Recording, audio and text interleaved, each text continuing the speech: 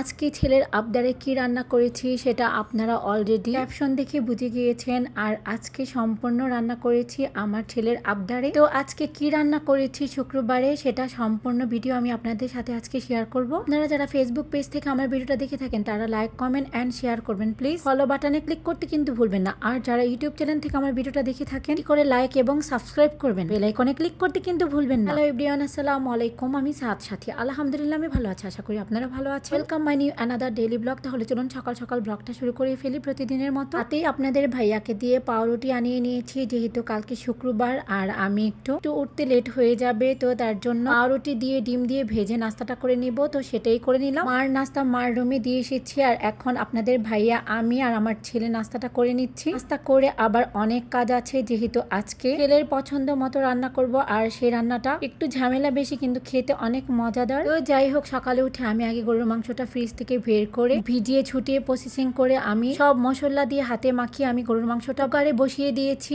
আর আজকে আমি রান্না করছি চাইনিজ আইটেম, আর এটা আমার ছেলে বেশ কিছুদিন ধরে আমাকে বলছে, আম্মু আমাকে চাইনিজ খাবার রান্না করে দাও, আমার অনেক খেতে ইচ্ছে করছে। তাই সবকিছুর প্রসেসিং করে নিয়েছি, আর এখন আমি মাংসটা ম্যারিনেট করে নিচ্ছি। এখন আমি আদা রসুন বাটা দিয়ে দিলাম মাংসের মধ্যে। আর আজকে হানি চিকেন রান্না করব, তো সেই মাংসটা আমি ম্যারিনেট করে রাখবো আধা ঘন্টার জন্য। প্রথমে তো আমি আদা রসুন পেস্ট দিয়ে দিয়েছি, এরপরে দিয়ে দিয়েছি আমি হোমমেড কিছু মশলা তৈরি করেছি, সেই মশলাটা দিয়ে দিয়েছি ধনিয়ার গুঁড়ো, সাদা গোলমরিচের গুঁড়ো, একটি ডিম দিয়েছি, স্বাদ মতো লবণ, কর্নফ্লাওয়ার আর 2 টেবিল চামচের মতো ময়দা দিয়ে আমি আধা ঘন্টার জন্য ম্যারিনেট করে রেস্টে রেখেছি। আর এখান দিয়ে আমার গরুর মাংসটাও সিজ দিচ্ছে, আর সেটার তারাটা আমি খুলে দিচ্ছি। অলরেডি গরুর মাংসটা প্রায় হয়ে গিয়েছে, আর এই তো আমার ম্যারিনেট করা মাংসটা আমি আবার একটু হাতে মাখিয়ে নিচ্ছি যেন মশলাটা মাংসের ভিতরে প্রবেশ করে। আর এই তো আমার গরুর মাংসটা অলরেডি রান্না ডান। আর এখন আমি মাংসের ঝোলটা আরেকটু শুকাবো, যেহেতু কারির মতো রান্না করছি তার জন্য। যাই হোক, এখন আমি চিকেনের সসটা তৈরি করব। প্রথমে আমি সয়া সস দিয়ে দিয়েছি 3 টেবিল চামচ, সয়া সস 3 টেবিল চামচ, চিলি ফ্লেক্স, কালো গোলমরিচের গুঁড়ো দিয়ে দিয়েছি টেবিল চামচের মতো। আমি সসটা রেডি করে রেখেছি।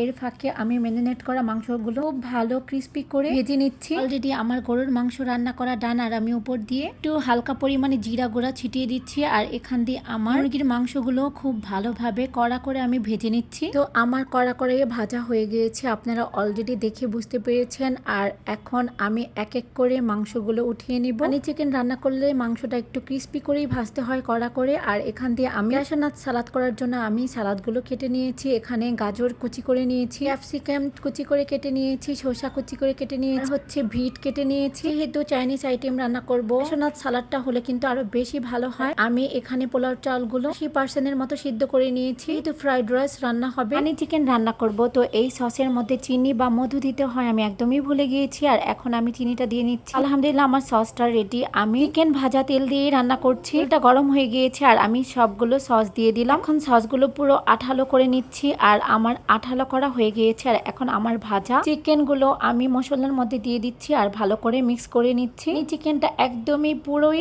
মিষ্টি মিষ্টি লাগে, আর আমার ছেলের আমারও খুবই ভালো লাগে হানি চিকেনটা। আলহামদুলিল্লাহ আমার আজকের হানি চিকেন রান্না ডান। এখন উপর দিয়ে কিছু চিলি ফ্লেক্স দিয়ে দিব। আজকে আমার হানি চিকেনটা দেখতে কেমন হয়েছে প্লিজ কমেন্ট সেকশনে কমেন্ট করে জানাবেন। আর এখন আমি সোনাত সালাদটা রান্না করি। আমি 1 চামচ বাটার দিয়ে নিয়েছি, আর এখন গাজর আর বিটটা হালকা করে ভেজে নিচ্ছি। আর আমি কিন্তু হাই আঁচে রান্না করছি, আপনারা যখনই সোনাত সালাদটা রান্না করবেন হাই হিটে রান্না করবেন। পরে আমি টমেটো কুচি আর ক্যাপসিকামটা একটু ভালো করে ভেজে নিয়েছি। আর মুরগির চিকেন গুলো আমি আগেই ভেজে রেখেছিলাম, সেটাও দিয়ে একটু ভালো করে ভেজে নিয়েছি। ওগুলো ভাজা ভাজা করে আমি চুলাটা অফ করে পরে হচ্ছে শসা কুচি আর সোনাত দিয়ে দিলাম। আর যখন সালাদ দিবেন তখন কিন্তু একদমই চুলা অফ করে দিতে হবে। তো যাই হোক, আর চিকেন হানি আর হচ্ছে সোনাত সালাদটা রান্না ডান। আর আমি এখন একটু পরিবেশন করছি। কিছু তিল ভাজা আমি ছিটিয়ে দিচ্ছি, আমি জাস্ট সৌন্দর্যের জন্য দিচ্ছি, চাইলে দিতে পারেন, না চাইলে স্কিপও করতে পারেন, কোনো সমস্যা নেই। আমার ঘরে সবকিছুই ছিল, তো তার জন্য আমি একটু সুন্দরভাবে প্রেজেন্টেশন করলাম। আর আজকে আমি আপনাদের সাথে ফ্রাইড রাইসটা রান্না শেয়ার করিনি, কারণ এটা তো অনেকবারই করেছি, ভিডিও যেহেতু বড় হয়ে যাবে, তো তার জন্য ফ্রাইড রাইস রান্নাটা ভিডিও করিনি। এই তো